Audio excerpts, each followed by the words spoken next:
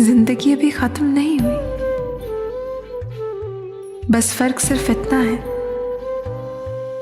कि अब मेरी डायरी में अल्लाह से शिकवे कम हो गए हैं।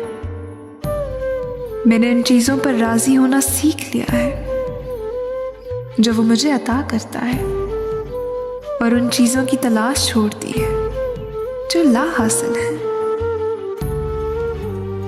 और अब जिंदगी अब कभी कभार वाकई गुलजार लगती है। सब कुछ परफेक्ट ना होने के बावजूद भी, खुशी और गम के दायरे में घूमते रहने के बावजूद भी।